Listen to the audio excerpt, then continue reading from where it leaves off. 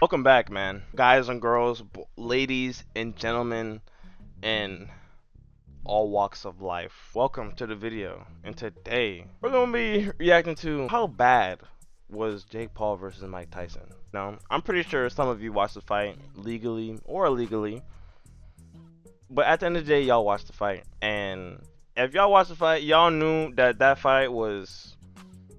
I might as well have just went to bed. If I got an extra hour of sleep, that would have been more beneficial to me than watching that fight. Because at the end of the day, Father Time is undefeated. The commentator said it at the end of the match. Father Time remains undefeated.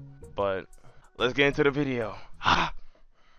Well, that basically just went as expected. We just saw Mike Tyson return to the ring against Jake Paul in their highly anticipated bout. In my last video, I talked about how we all needed to come back down to reality a bit, and I think that's exactly what we saw here. I'm gonna lie.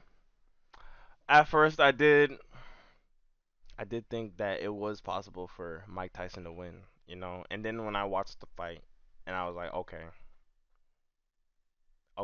and then it makes sense. Okay, yeah, it's at the end of the day, you know what I mean. If he was 40, maybe if Mike Tyson was 40 years old, he's still an old man, but 40-year-old, I don't know if I want to mess with 40-year-old Mike Tyson, bro. A reality check. In what was a perfect case study in effective marketing, we saw a bloke who, although I would give him his flowers for getting in there, shouldn't have been in the ring at all. It was a disgrace that this fight was actually sanctioned by a professional body. So I want to talk about the fight week, the fight itself, and really where do we go from here? What an event like this means for boxing. And just before we get into that, if you love everything boxing, you've found yourself in the right place.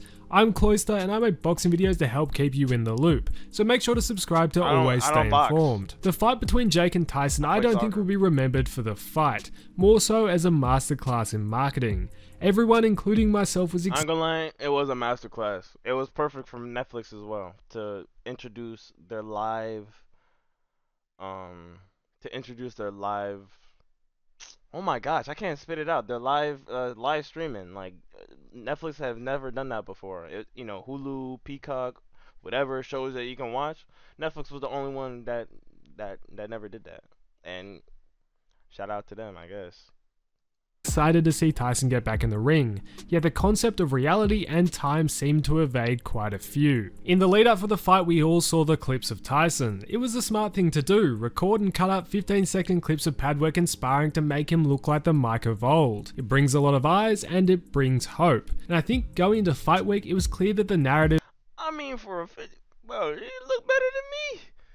Like, this guy is still strong. Like, he still looks good, that we were being fed might not be so true. When uploading my last video, I had the upload screen on one page and the public workouts on the other. In watching the public workouts, I think that was when what a lot of us feared really rung home. After a minute of pad work, Tyson looked tired and out of breath. No amount of gasping from his coach could convince us otherwise. It was clear the footage we were seeing didn't match up with reality. At the next press conference, Tyson looked out of it and not interested, which fair enough, the bloke's been doing media for the last couple months, I think most of us would be too. The weigh-in showed both of them in good enough shape and of course brought that iconic slap, which was nice to see but didn't really mean nothing except producing probably the best photo from the whole event. And then that brought us to fight night. I won't talk too much about the undercard and let me know if you want to see any in-depth videos about any of the other fights. Yet my highlights of the whole event were the two fights before the main event. Ramos put up a great performance against Barrios, pushing the fight to a draw. A great fight for the fans, which I hope will see a rematch. While also the co-main, which truly should have been the main event. She boxing in 11s? She boxing in 11s? Are you serious? They really make Jordan boxing shoes, or are these the real actual the real Jordan? Taylor vs Serrano 2 brought all the action in what was the best fight that you could make currently in women's boxing. I would say close result yes, robbery no. Personally, I would have had Serrano up by a round, but you look at some of the fan scoring on BoxRec, even they have it as a draw. Yet the commentators were simply horrendous, making it seem like Katie lost every single round in the way they called it a robbery. They simply undermined her victory. You can't expect much more, they're MVP commentators and Serrano is MVP's pride and joy.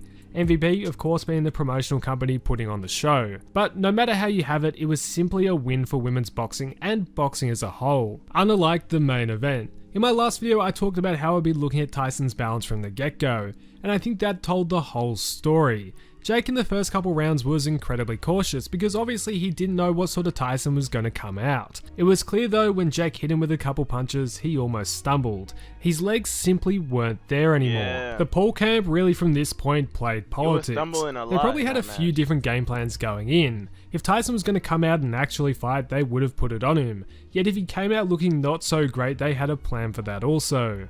Although it was Jake's mission to become the most hated man in the sport again, knocking out this Mike Tyson would have been more of a PR disaster than it was worth. Not all attention is good attention at that level. Tyson's movement was gone. He didn't have the ability to angle or close the distance. He stayed stationary and threw a couple shots whenever Jake got close. A lot of people were questioning also why he was biting his gloves. It was simply instinct as he used to do it. It was a bit more normal though when he followed up with a few punches. Not as normal when he's just standing there eating his gloves. It's a credit to Tyson for him getting back in the ring, although the questions and fingers have to be pointed to everyone which allowed this to happen.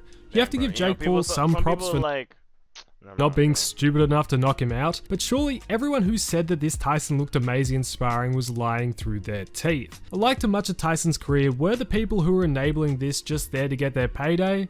I'll let you decide. Where do we go now though? Let's first talk Tyson. Simply, I don't want to see him back in the ring ever. No, Tyson's done.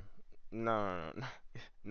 Let him retire, bro. He's been boxing for how many years, bro? X amount of years. Guy was literally untouchable. Bro. He had power. He was him. Literally him.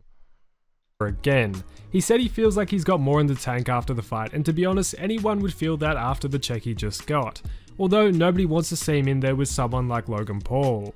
Also, in the post-fight interview, Logan could have been just a bit humble when Mike said he's next. Yet in classic Logan fashion, he just can't resist being a bit of a prick. If Tyson wants to fight again, it has to be something closer to the Roy Jones exhibition, where it's him versus someone similar in age and it's just a bit of fun. Nothing with true serious potential consequences. But preferably, I just want to see him healthy, not in the ring and enjoying his life with his family. For Jake though, it's a bit more interesting. You know, I think Jake's next opponent should just be Logan. They should just fight. I think that would bring a lot of eyes if Logan and Jake fought. You know, why are the brothers fighting? What? Oh, okay. Let's set this up. Hey, they should just fight, bro. Although this was a huge event, I don't think this race. Or KSI, like, come on, bro. Fight this man, Jake Paul. That is once we get that, like, that's when it make that full stop right there, like. Raises his stock at all. Where he turns next will certainly be interesting. I wouldn't be surprised if he enters the PFL and has an MMA fight. Probably the biggest check he could get, and it would give some time for people to forget about this fight. In terms of other boxing opponents, there's not too many out there. There's not really any MMA fighters left, no one wants to see him against a journeyman, and I don't think anyone would want to see him in the ring against another retired fighter again. There are only a few possibilities that immediately come to mind. Of course you have KSI and Tommy Fury, although rumour on the street is that they're going to rematch soon, and if that happens both parties are off the table, while additionally those fights have been historically almost borderline impossible to make anyway. You have MVP stableman Niraj Goyat who is on the undercard, yet Niraj is fighting at 164 pounds, and after his performance, no one wants to see that. MVP should be smart enough to look at that performance and go, nah, that's not it. What I think there's some potential in is a matchup against Julio Cesar Chavez Jr. Jake will drop down to cruiserweight or bridgerweight. Chavez is technically active although washed up, and it would be framed as Paul is finally versing a real boxer. And in this world of boxing, I wouldn't be surprised if somehow it's for a bridgerweight. That's same age range, same weight, same skill set, and that's when we really see, you know. World title. The belt organizations love their sanctioning fees, and that would make them a lot of money in a division which is bringing none. But to end this off though, this was far from a glamorous performance at the end of the day. Reality struck, and although it didn't end as badly as many of us were bracing for, I think it needs to be questioned how did this fight pass so many checks to actually happen. Obviously, people knew that Tyson wasn't truly fit to fight a professional fight, and why did they allow this to happen? I hope there isn't going to be too much of a revisionist history take on the fight, yet I know many who were peddling a false narrative which they knew deep down wasn't right and were misleading their audience probably will. Yet, I guess that's what you gotta kinda expect. Anyways, I want to now hear what you think about this fight as a whole. I want to hear it all your anger, your relief, or maybe your joy as a Jake Paul fan, I don't know. Let me know everything down below. Yet, thanks for watching, fellas. I'll let you know right here. Yeah, I think they both should just retire, bro. They got so much money they could just sit on for the rest of their life and just chill, bro. But in terms of fighting, you know, and what opponent they seek next, I mean, Mike Tyson, he should just be done. That's it. Retire, hang it up. And Jake Paul, fight KSI, please.